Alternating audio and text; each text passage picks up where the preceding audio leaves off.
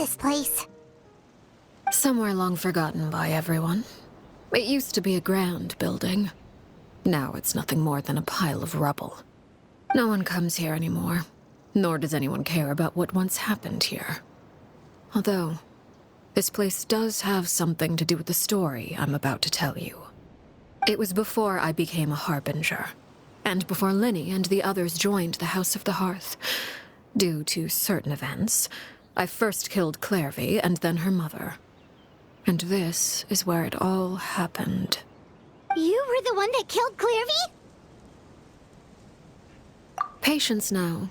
Allow me to explain Clairvy's side of the story first. I'll start from the beginning. Clairvy was 6 years old when she was brought by her mother, Crucibina, to live in the House of the Hearth. From the outside, it seemed like a fairy tale. A thriving family made up of kind adults and friendly children. Crucibina was the knave at that time, and the House of the Hearth was under her control. She was Clairvy's mother by blood, but she was also the mother to all the children in the house. Clairvy was happy here, for a time. But she quickly realized that being part of this family wasn't a fairy tale at all. It was a kind of purgatory. Purgatory? Exactly. The House of the Hearth takes in war orphans from all over Tevat. But as for how to raise them, that depends entirely on the person in charge. Crucibina came up with a novel idea. She would teach the children to fight, force them to duel each other, and then crown as the king of the house the child who proved themselves most worthy of inheriting her title. It's difficult to estimate the number of children who died or were maimed in the process. There's little I can say about the ones who died. The ones that emerged with permanent injuries, on the other hand, well, they still served a purpose. They would be handed over to the doctor to be experimented on, or sent away on dangerous missions. Nothing more than tools to be used and then discarded. So those were the experiments Clairvy was talking about. But what actually happened to her? You said that Clairvy was Crucibina's daughter, so if Clairvy tried to convince her to stop what she was doing, Crucibina probably would have listened, right? Despite being Clairvy's mother, Crucibina cared little for her daughter.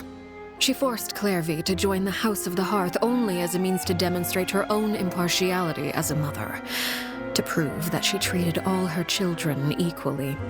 Clairvy did try to convince her mother to change her ways, but it was to no avail. After her efforts failed, the only other option was to rise up and try to fight back.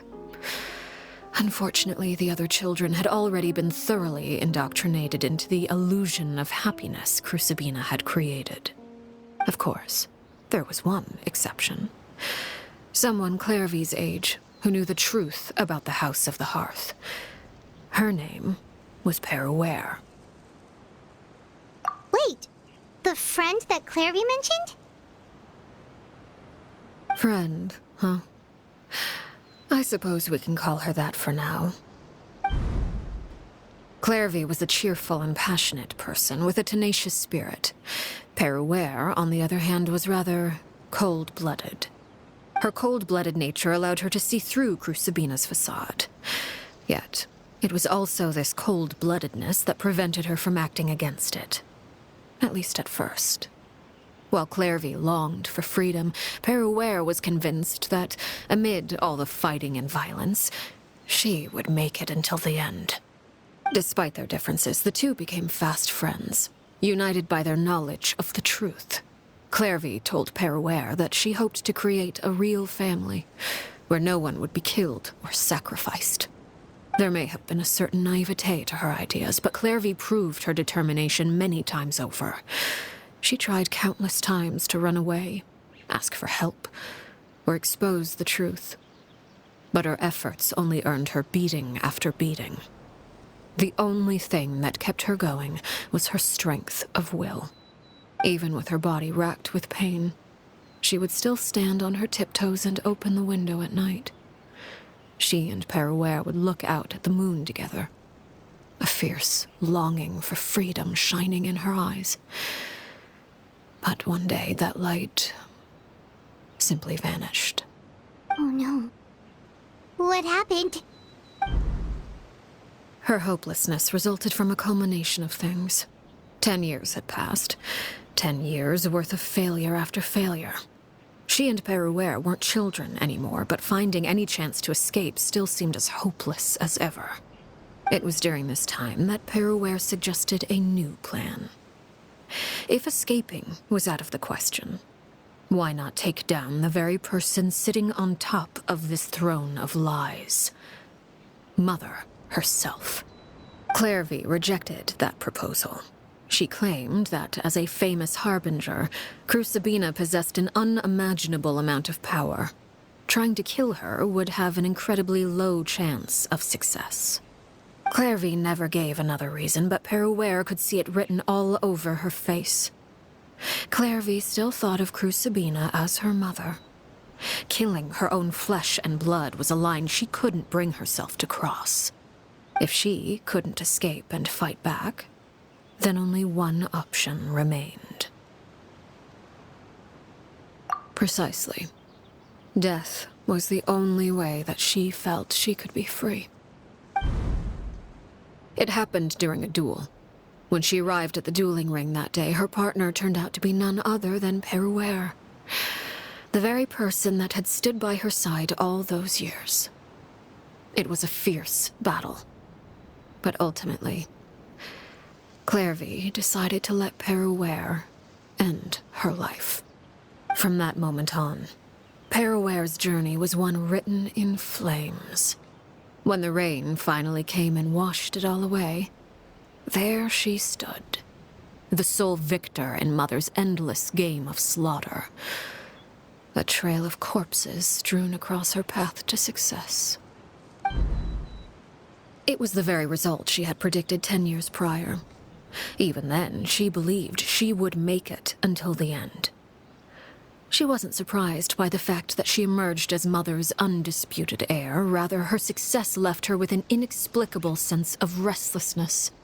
She was unsettled, and there was only one thing that could quell that sensation. Perhaps you two would like to take a guess as to what it was? Crucibina, you mean? But... Correct. This is the place where Peruere killed her best friend. A mere year later, this is also the place where she fought tooth and nail to kill the mother they shared.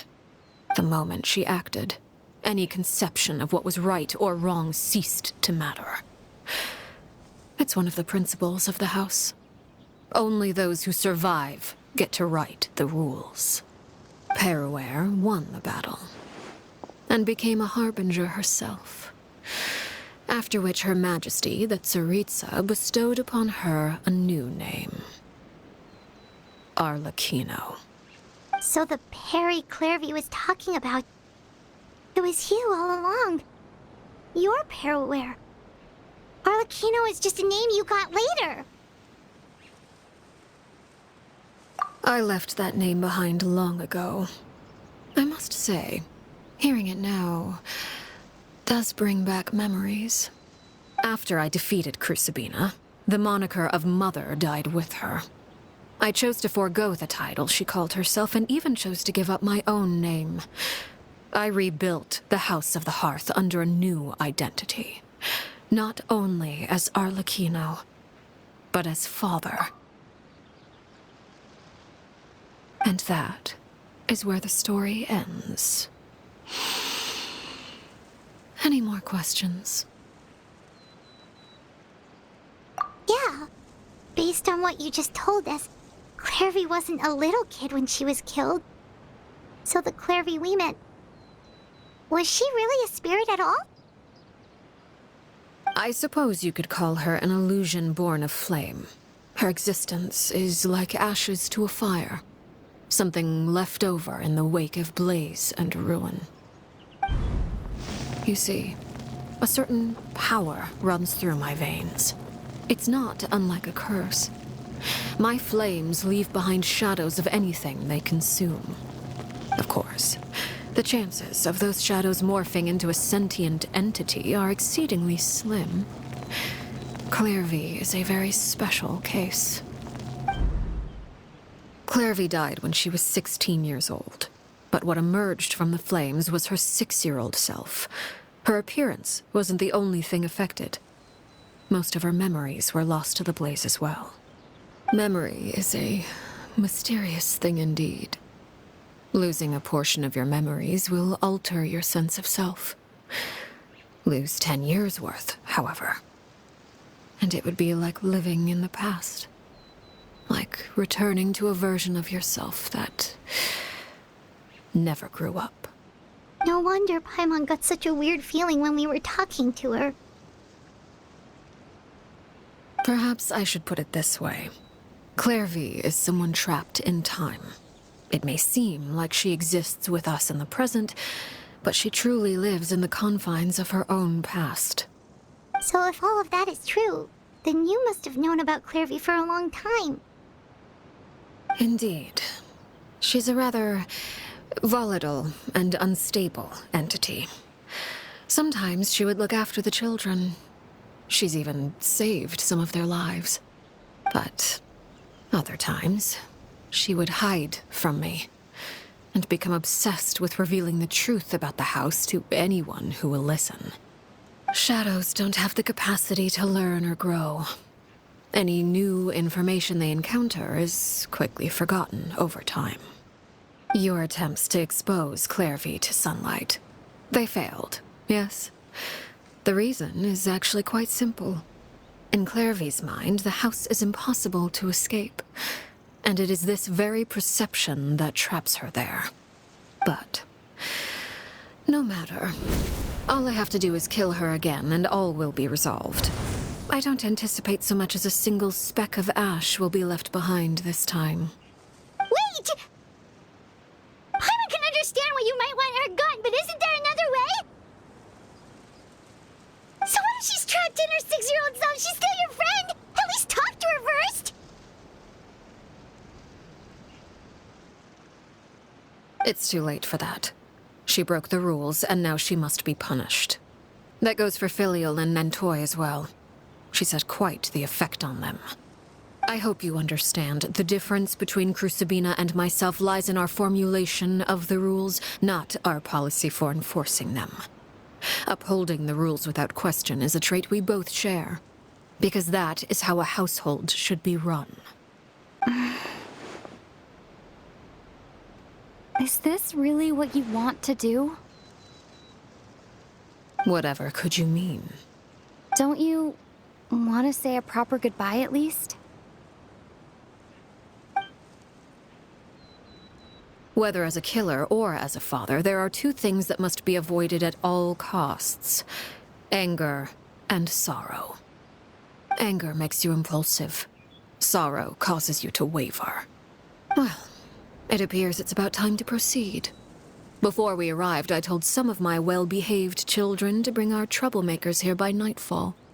I do believe I've kept my end of the deal. I gave your friends quite a bit more time. As for what happens now, we'll just have to wait and see.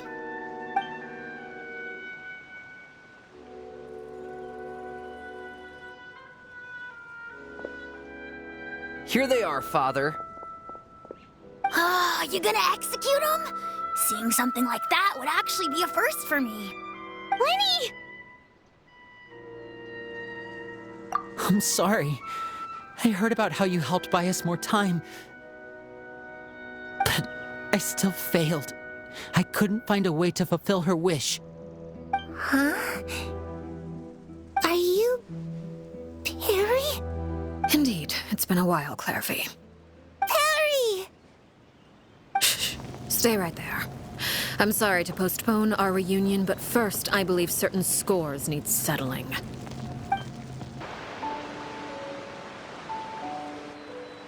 Father, let me explain. Out of my way. Father! You chose to conceal a threat to the house. And for that, you must be punished.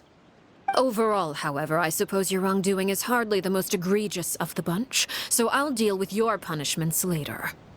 As for right now, the more pressing concerns are the traitors among us. By traitors? Do you mean us? Father, let me explain. We didn't mean to... Fultz, why don't you share what you heard? Yes, Father. Secret Midnight Meeting number 3. Participants, Filial, Nantoi, Sato, Tadi. Nantoi clearly said, if only Father wasn't the one who took us in. Sato added, I'm sick of this life. I just want to live as a normal person. Filial was the worst of them all. She called us crazies and said a bunch of mean things about Father. I did not! You're lying! Fultz is trying to frame us. It's not like I'm the only one who heard those things. After that, you and Toddy and a bunch of other people started talking about Clairvy. You were using all those things Clairvy brought up as an excuse to question Father. We're birds locked in a cage. The only way out is to destroy it. That's what you said, wasn't it? You little... You just want me gone, don't you? What did I ever do to you, huh? And you, Sheplo, have you forgotten who stood by your sickbed, watched over you, and changed your dressings? Come on, let's hear it then. What's your reason for all this?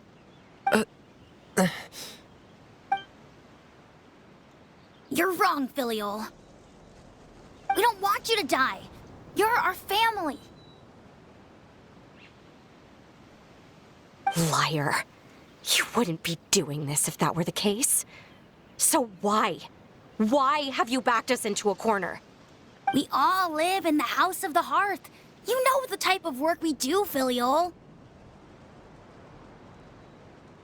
A single betrayal can cost dozens of us our lives. It's not like it's never happened before. That kind of thing is hard to forget. That's why the House of the Hearth cannot tolerate any form of betrayal. Ever since we came to Poisson, you've had 7 secret meetings. A lot of the things you talked about really crossed the line. You've been spying on us for half a month? Wait a second. Now that I think about it, the move to Poisson was just a way to make it easier to spy on us, wasn't it? Because we were all in one place. You've had this planned all along. Filial, Nantoi, I'm sorry. I owe you both my life. I owe Clairvy too. If it weren't for all your help after I got poisoned, I wouldn't be standing here today. If this were any other situation, I would do anything to repay that kindness, even if it cost me my life. But rules are rules. I'm sorry. My hands are tied. Why? Why? That's enough, Filial. We made a mistake, and we should own up to it. We broke the rules, plain and simple. And now we have to face the consequences. I'm sorry, Sheplo. Fultz. I'm sorry, Father. We accept our punishment. Chapleau, according to the rules of the House of the Hearth, how should these traitors be punished? All those who betray the house pay with their lives. And so it shall be.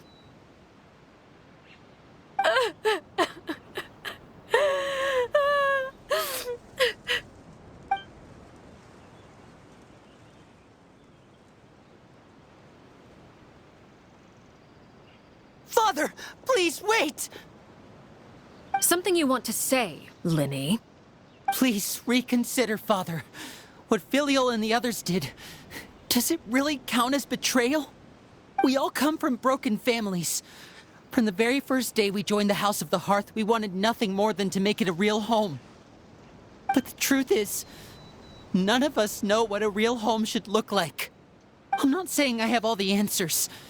All I know is this. Killing Filial and the others may uphold the rules, but doing so will only bring us further away from being a real family than we've ever been. So please, Father, please, reconsider. I agree with Linny. Father, please. Linny, you...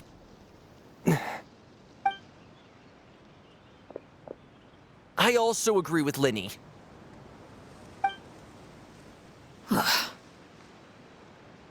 An order once given cannot be rescinded. However, given the extent of your determination, I suppose we shall have to go about this a different way. Draw your weapons and face me. Our weapons? Father, are you referring to a duel? Precisely. The rules of the house will not be altered. Traitors must be punished. However, resolving disputes with a duel is also one of our rules, one that also applies to me. Demonstrate a sufficient showing of strength, and I shall offer a concession. Wait. Beat Father in a duel? Impossible. Father is way too strong, even for Linny.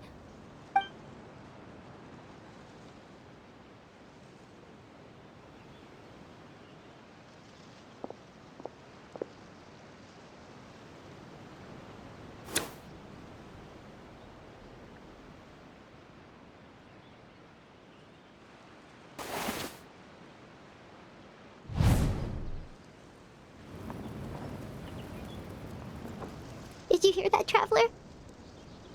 Lenny and the others have to duel the knave. What should we do? Can they really win something like that? If they lose, those people from the house are really going to be executed. Hey, are you listening?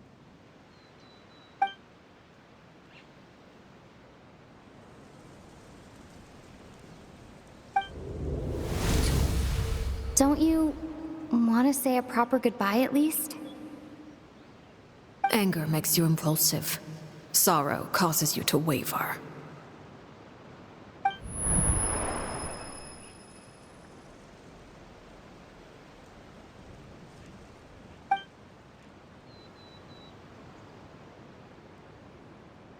Oh, looking at that expression on her face, she seems really serious about this. Guess that means there's no chance she's throwing the duel on purpose, huh?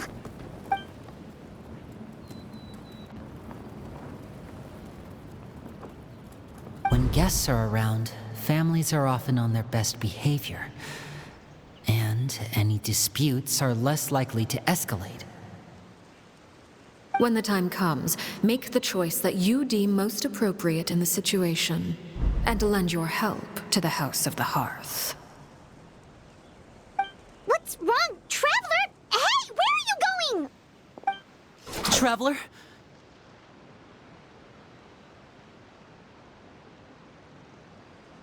You're asking to join the duel against the knave?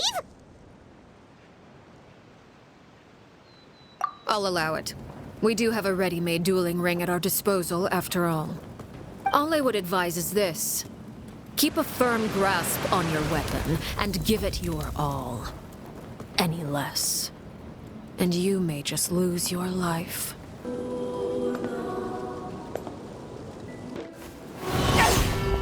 Take this!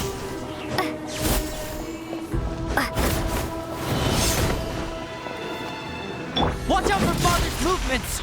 With these rising flames!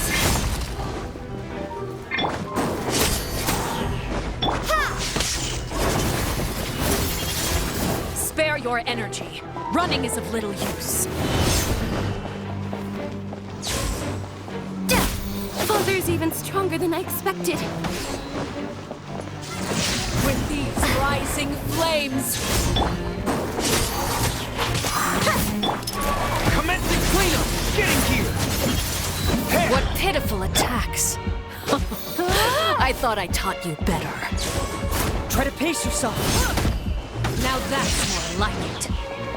Over here! With these rising flames, Let the magic begin! how amusing. here.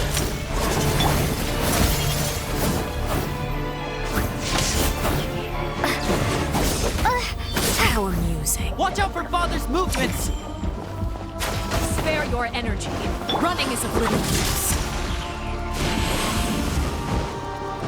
With the fall of darkness, destruction shall rise. Surprise! The countdown has begun. Have a taste of Purgatorius. Over here!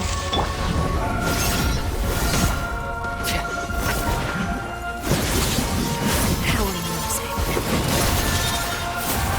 Lightning flash!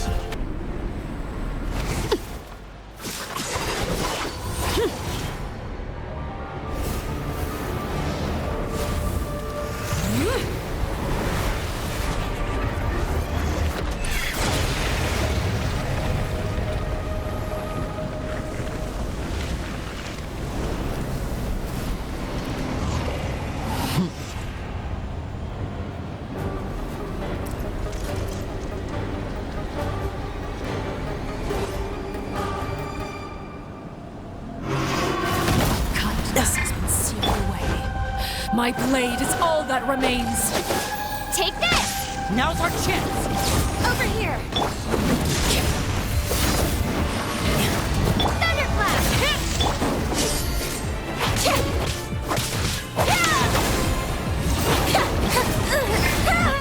Lightning flash! Watch out for Father's movements! Look out!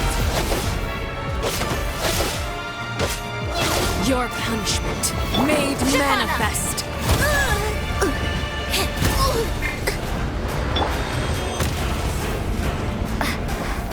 Now's our chance! Over here! The sun and moon have set. Only ruin remains. Our hope has been extinguished. Surprise! Watch out for Father's movements! Look out!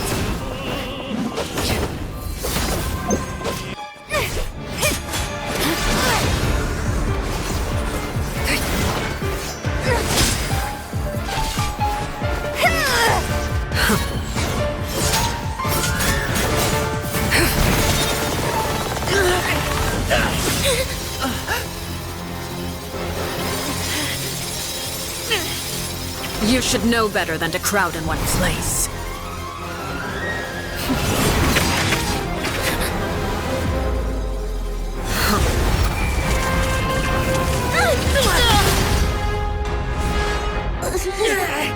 Oh, I know. Now! I'm sorry, Father!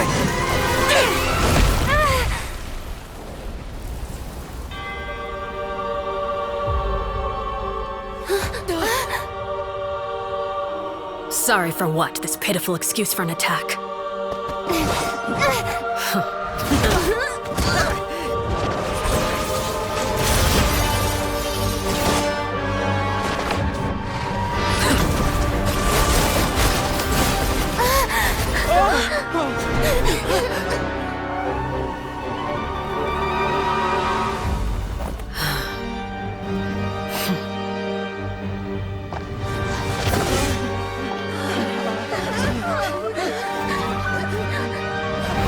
Father, no!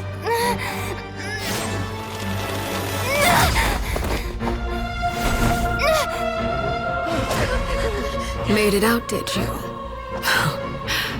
You're stronger than I expected.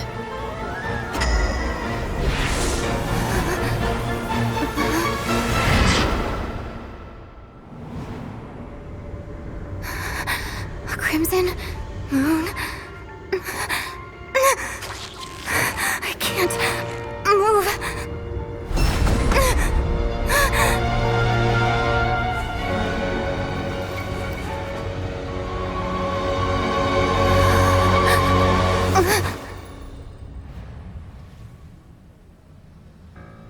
Still, not strong enough to beat me.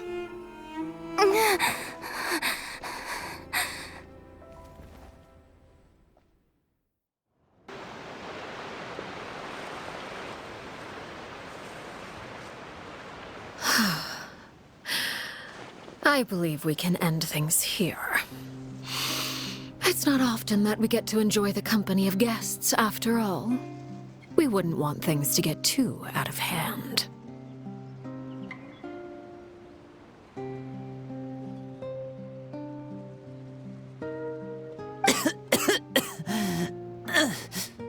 Brother, are you alright?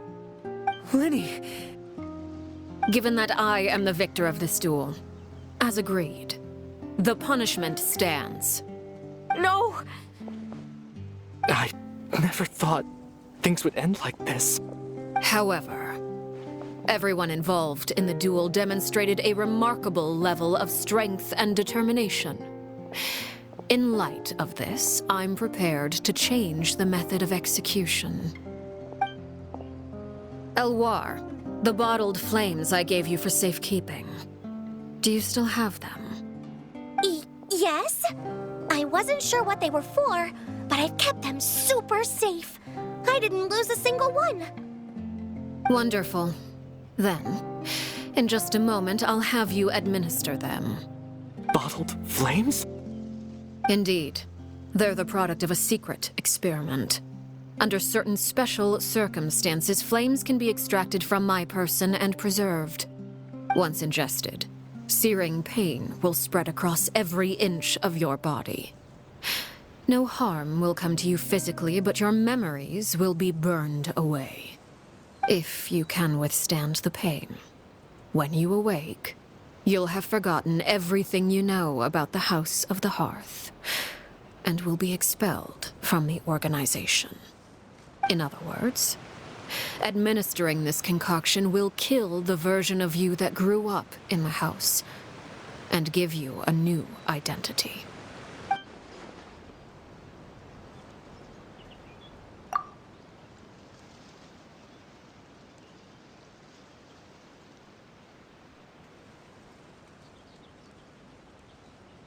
Memory is a mysterious thing indeed. Losing a portion of your memories will alter your sense of self.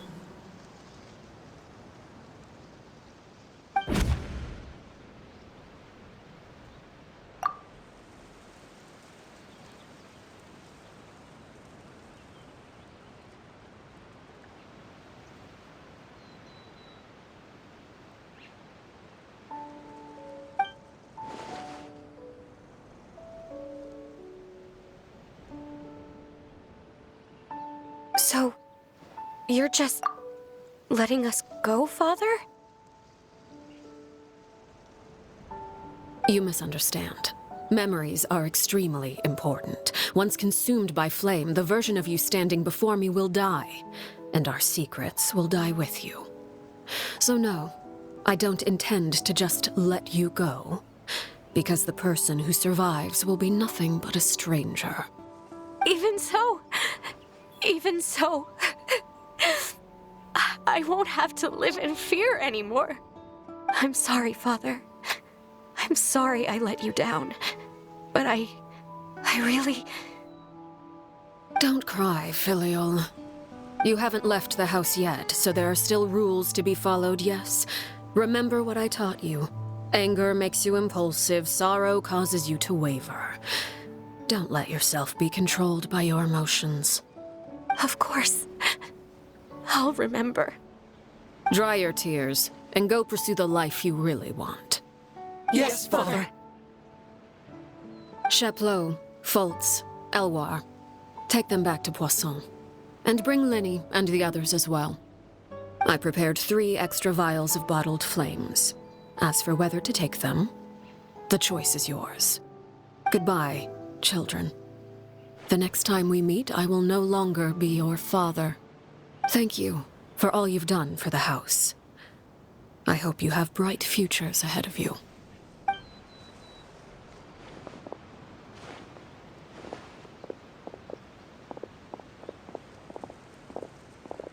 Father.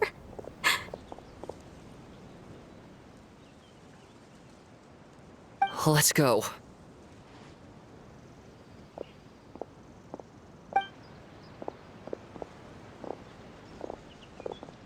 Here, grab my arm, Lenny. I'll help you walk back. Thank you.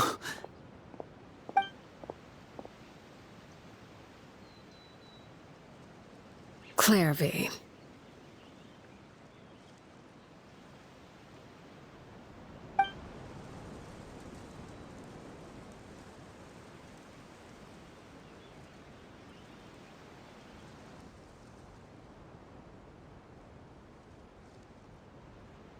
Can we talk now? I've been waiting for a super long time. You really are Perry, aren't you? I haven't seen you in so long. How come you're all grown up? Wait, did I somehow travel to the future on accident? Or am I dreaming? What a long dream. Neither. You died, Clairvy. That's what happened. You could have at least sugarcoated it a little. Look, she's that speechless. Oh. Okay then. Huh? That's it? You accepted it just like that? Yep. If that's what Perry says happened, then I believe her. Perry wouldn't lie to me. Plus, I don't really need to know why I'm like this. I'm more curious about what happens in the future. If you're a harbinger now, Perry, that means Mother is gone, isn't she? Can you tell me about it? I want to know what happened to her. And to me. You never stopped trying to defy fate. At first, no one believed you. You could only vent your frustrations to the moon. In fact, you often sought comfort in the night sky. You wanted to see the aurora, so one night we promised each other we would go to Snezhnaya to see it together. Later on, you tried to run away, but you were brought back each time. Mother spared your life, but it wasn't out of kindness. Instead, she decided to make an example of you by slowly torturing you over time. That way, the other children would know what happens to traitors. Still, you never gave up. Mother hoped that through ruthless duel after ruthless duel, she would be able to crown an ultimate victor among the children she raised. But you called on everyone to unite, to fight to a draw in order to reduce casualties. Your efforts may have only delayed the inevitable, but still. You gave them hope. You tried everything you could think of, but every attempt ended in failure. Still, you never turned your sword on Crucibina, and you never turned it on me. On that gloomy day, you told me, "For the last 16 years of my life, I've done everything I can to fight for freedom. But now, I realize that the only freedom I truly possess is the freedom to choose to die." I never imagined I would say something like that. I must have been feeling really worn down. But somehow, I still think I understand. According to Mother's plan, only one of us was going to make it until the end. And I always hoped that person would be you. If I could do it all over again, I still don't think I would make a different choice. Even when I first met you, I knew you'd be able to do what I couldn't. Is that so? Even now, I'm not sure I truly understand what kind of freedom you were trying to pursue. But as the head of the House of the Hearth and as the children's father, I've tried to give them the most basic of freedoms. The freedom to choose their own fate. It's something I discussed with the Iudex of Fontaine. The children who want to leave the house will have their memories wiped clean of all secrets pertaining to the organization. In return, they will be allowed to live a normal life in Fontaine without being prosecuted for their past. Of course, I won't simply hand freedom to them on a silver platter. They have to fight for it and prove themselves worthy of it. Only freedom that is earned has true value. That's more than enough. That's exactly the kind of life I was fighting for. You know, Perry, I think you're a pretty amazing king, and a really great father, too. I'm really happy that you're the one who took over the house. I guess I do have one regret, though. I still haven't seen the outside world. Well, it just so happens that our dear guests over here have been to many nations and traveled to countless places. Perhaps they would be willing to tell you what the outside world is like. Really? Of course! We've traveled all over the place. We've got so many stories, we could probably talk your ears off for 3 days straight!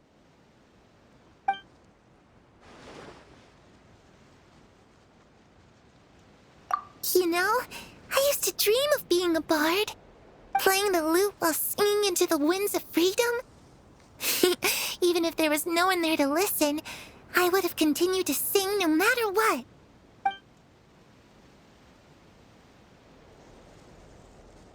Ah, that's where Mora comes from. I never knew that before. If I had some Mora, I would buy 3 new dresses. One for me, one for Perry, and one for Mother. It's just too bad Perry doesn't like wearing dresses. And Mother, well, she probably wouldn't accept something like that either. I guess I'd just have to keep them all for me then. I could wear a different one every day.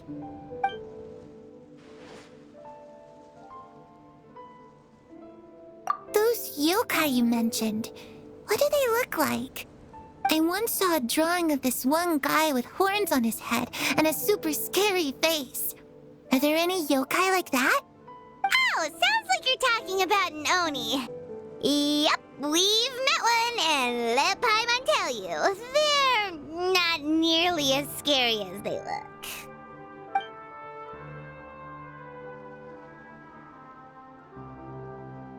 I was always too afraid to skip Mother's fighting lessons. But at the academia, I bet you could do all sorts of secret things in class. Things that have nothing to do with studying. I'm just kidding.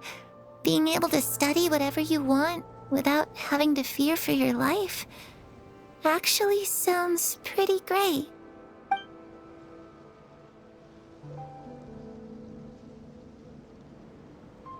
The situation was super dangerous. Lenny and Lynette were accused of committing a crime, and they were going to have to stand trial at the Opera Epicles.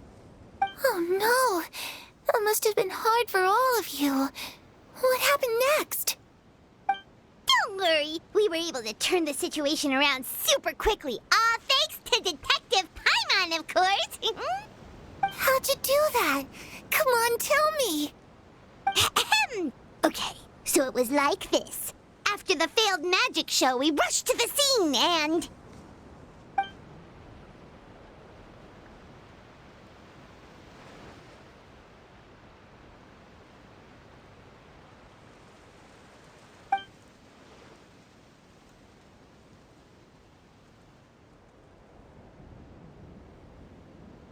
Shadows don't have the capacity to learn or grow. Any new information they encounter is quickly forgotten over time.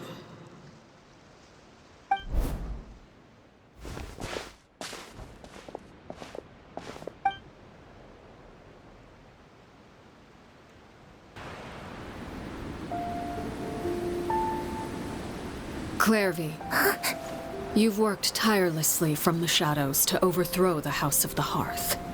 Now, by my authority as the Knave, I shall announce how this matter ends. You are hereby expelled from the House of the Hearth. You are no longer tied to this place, nor are you bound by its rules.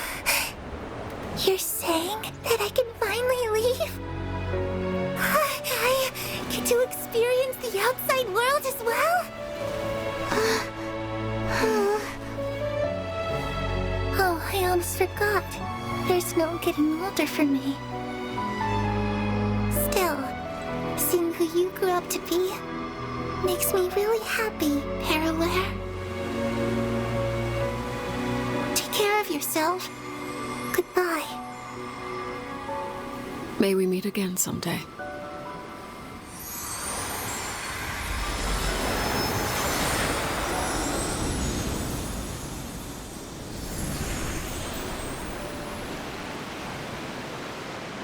Clairvy. She left so soon. Paimon didn't even get to finish her story. I also have certain sentiments left unsaid. I wanted to tell her that the aurora I saw in Snezhnaya was just as beautiful as the ones in the pictures. But a shadow's memories reset at dawn. Had we delayed any longer, we wouldn't have had the time to say goodbye. Whatever regrets may linger, let them be lost to the coming of a new day. Father? It's Linny! Hey, Linny!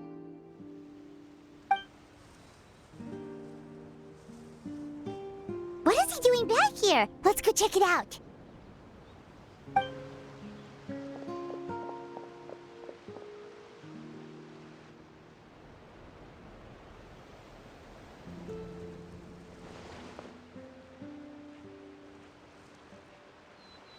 Father, the bottled flames have been administered. Filial and the others have left the house. And you? What have you decided? Thank you for giving us that choice, Father. But we never wanted to leave the house. It's the only home we've ever known. Lynette and Fremine feel the same way. They're recuperating back at the Hotel Bouffe d'été. But I decided to come back and tell you where we stood. I'm sure you're well aware of the expectations I have for you. I want you to follow in my footsteps and become the next king of the house. Yet you seem to have different ideas. I must admit, I'm rather surprised by your decision to stay. There's nothing wrong with choosing to live a quiet life. Leading this organization is a heavy responsibility, one not so easily carried by someone forced onto the throne. I just never understood what you saw in me. What made you believe I was deserving of that throne? You're brave, talented, and, most importantly, you cherish your family. You would do anything to protect them, even if it costs you your life.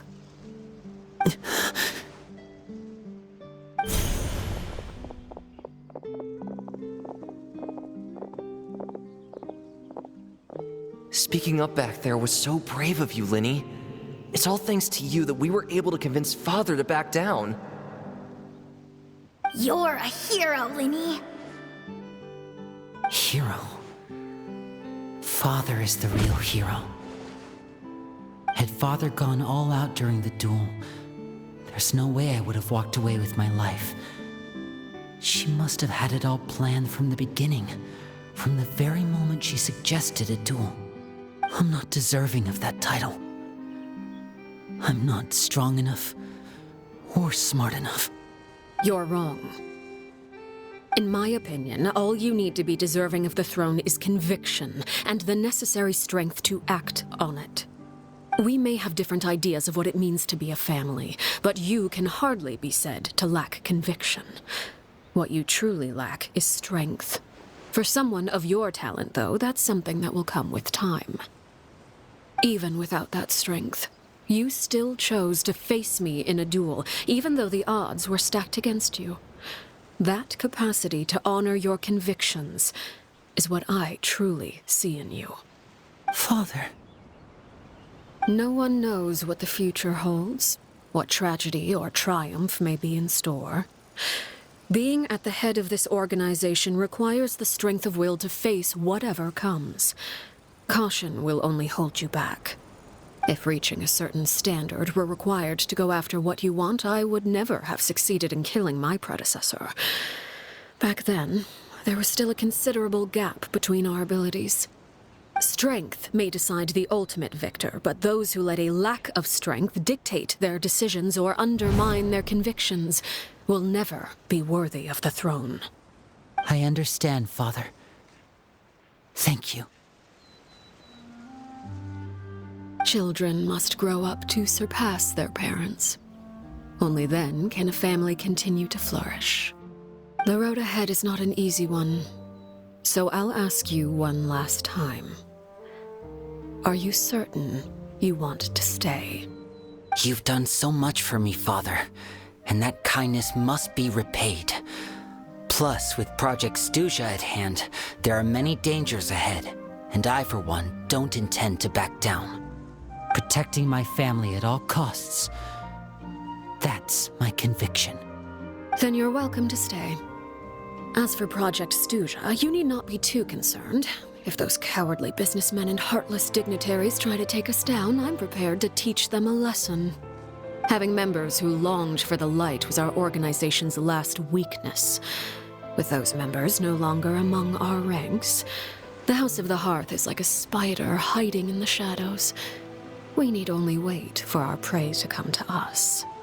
At present, our imperative is to use their plan to our advantage. In doing so, a crimson moon shall rise amid the frigid blizzards of winter. No demonstration of loyalty shall go unrewarded, and no sacrifice shall be in vain. As for the two of you, whether we meet again as friend or foe, I'll remember the camaraderie we shared in this moment. No matter how arduous the journey ahead, I hope we both reach our desired destination.